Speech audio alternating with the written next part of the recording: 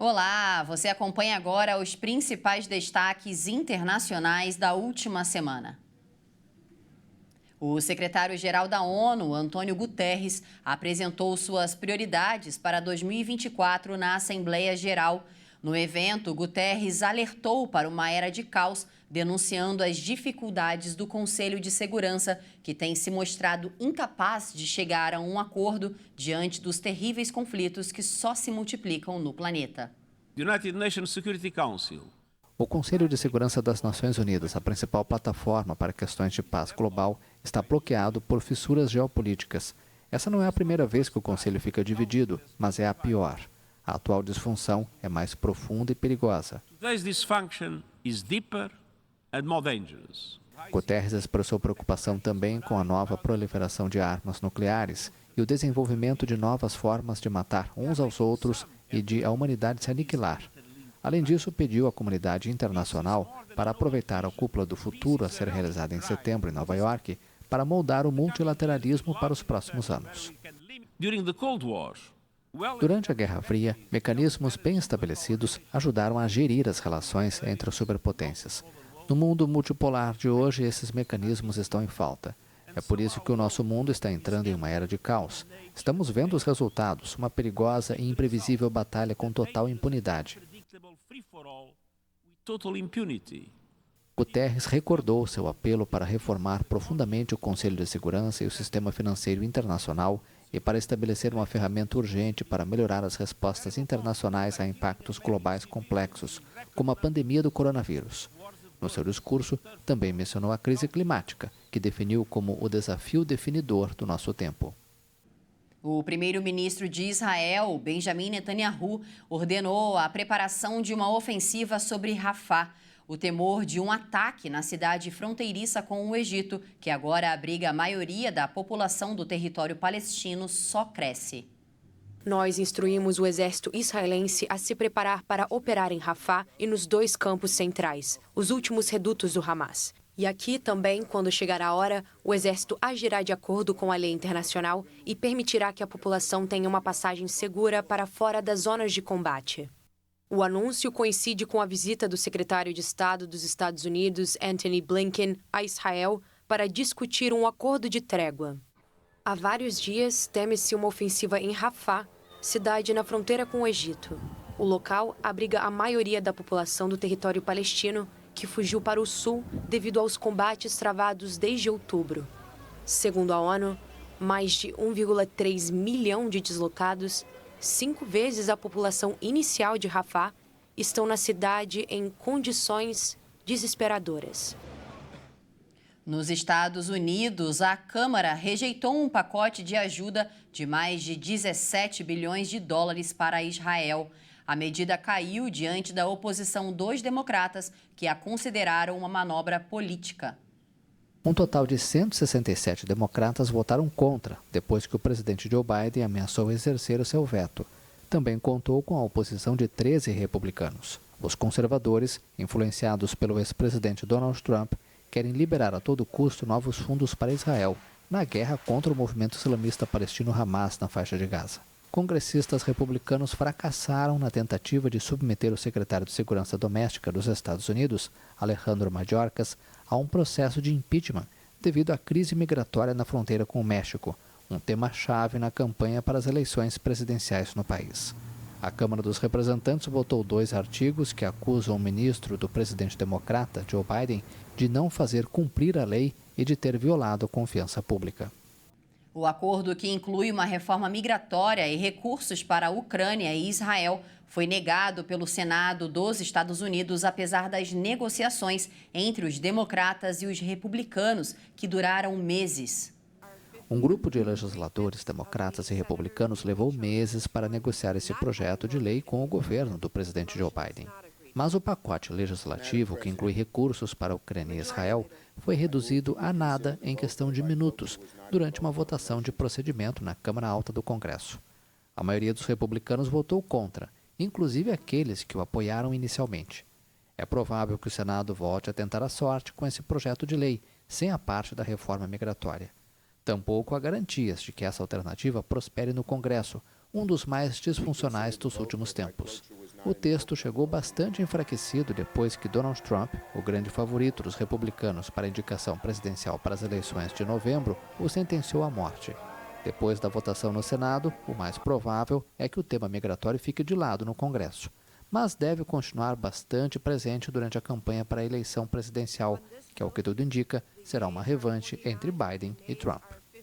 E mudando de assunto, nós vamos para o Chile para falar sobre a morte do ex-presidente chileno Sebastián Piñera na terça-feira em um acidente de helicóptero. Piñera se afogou depois que a aeronave caiu em um lago no sul do país. As outras 3 pessoas que estavam com ele foram resgatadas com vida. O helicóptero de Piñera caiu por volta das 15 horas em Lago Ronco, região de Los Rios. Ele viajava junto com outras 3 pessoas que sobreviveram. Piñera foi o primeiro presidente de direita ao chegar ao poder por eleição popular após a ditadura de Augusto Pinochet. O governo do presidente de esquerda, Gabriel Boric, que sucedeu Piñera no poder, lamentou profundamente sua morte. O ex-presidente era doutor em economia pela Universidade de Harvard, nos Estados Unidos. Foi um empresário hábil que acumulou fortuna no setor bancário e em empresas de diversos setores. Entusiasta e sempre ativo, havia completado 74 anos em 1º de dezembro e era conhecido por pilotar seu próprio helicóptero.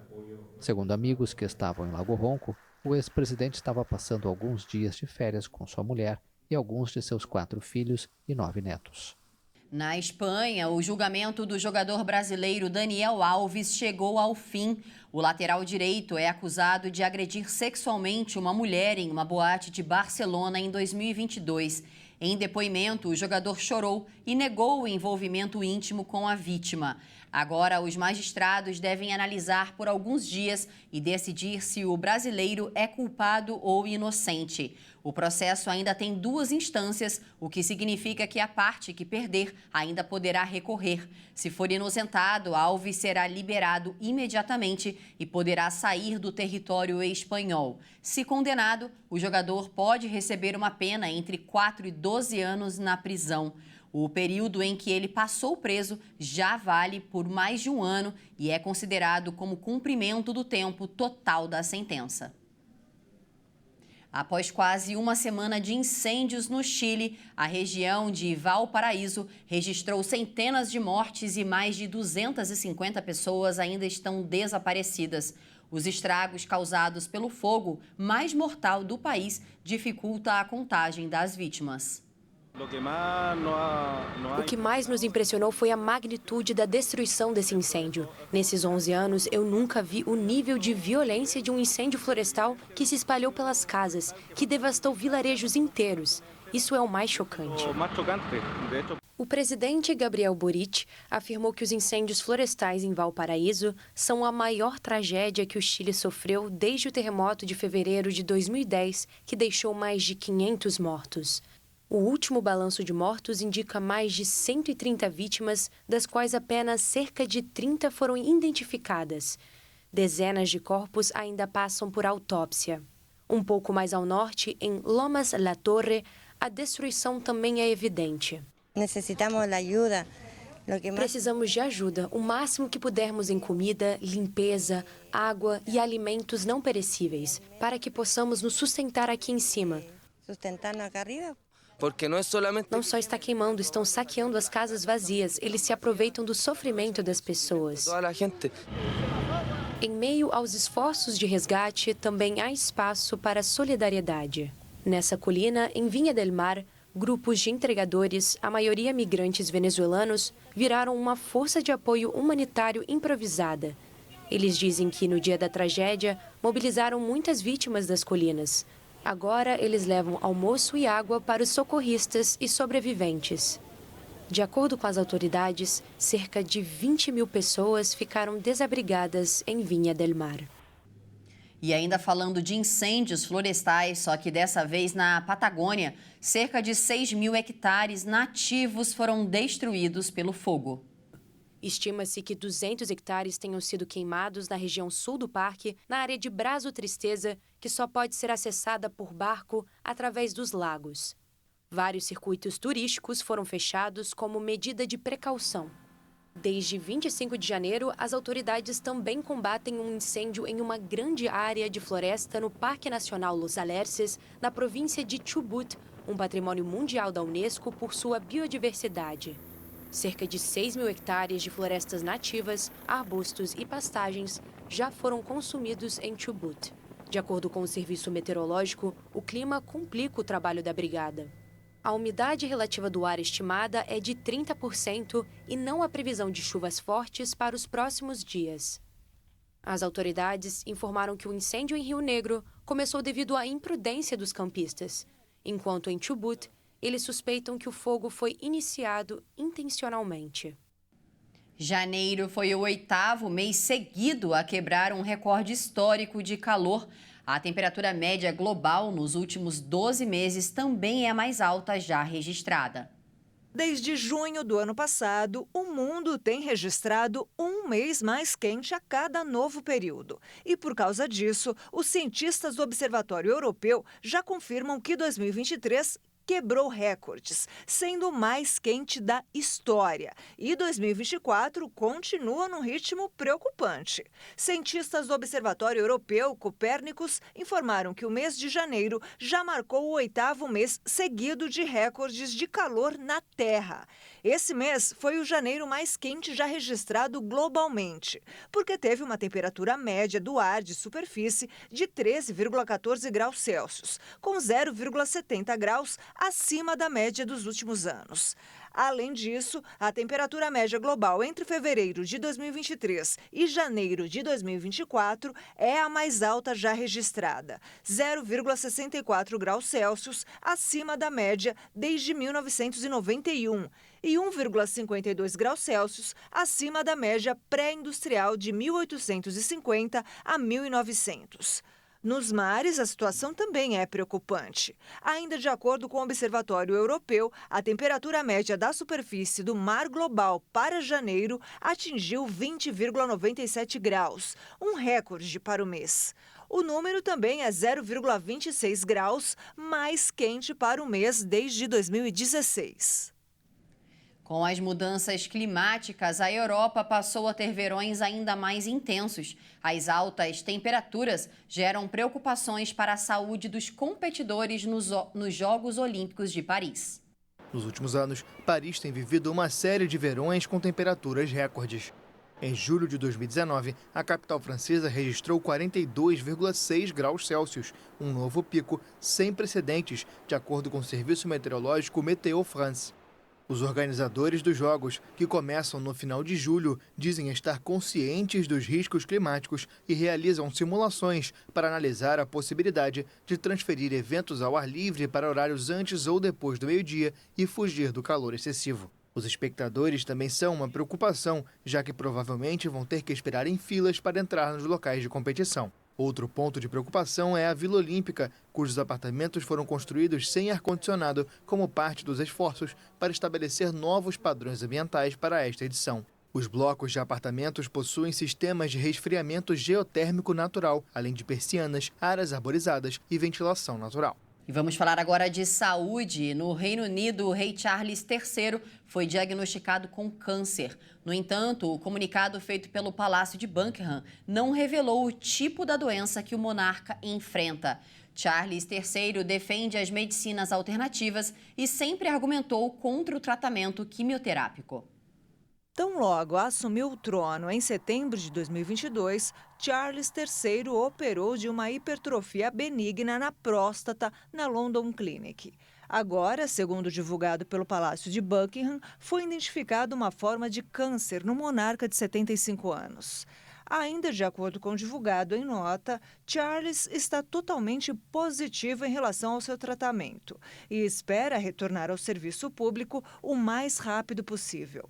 O primeiro-ministro britânico Rishi Sunak afirmou que o diagnóstico de câncer do rei Charles III foi detectado precocemente. É comum que, em casos como esse, quando há afastamento das funções, conselheiros de Estado sejam nomeados para substituir o monarca. Neste caso, no Reino Unido, poderiam ser nomeados a Rainha Camila, o Príncipe William, a Princesa Anne e o Príncipe Edward. O número de usuários ativos nas redes sociais ultrapassou o total de 5 bilhões em 2023, o equivalente a mais de 62% da população mundial. As informações foram divulgadas pelo relatório da agência We Are Social e da empresa Meltwater, baseado em estimativas da Kepios, empresa especializada no estudo de usos digitais. O número aumentou 5,6% em um ano, enquanto a população mundial cresceu 0,9%. O Facebook do Grupo Meta, a primeira rede social em termos de audiência, que no domingo vai comemorar o aniversário de 20 anos, tem 2,19 bilhões de usuários, seguido do Instagram com 1,65 bilhão e do TikTok com 1,56 bilhão. O relatório reconhece, no entanto, que existe um certo grau de imprecisão no número devido a contas automáticas ou pessoas registradas sob diferentes identidades, entre outros fatores. O relatório também ressalta como prova da curiosidade gerada pela inteligência artificial que a página da Wikipédia mais visitada em 2023 foi a do ChatGPT.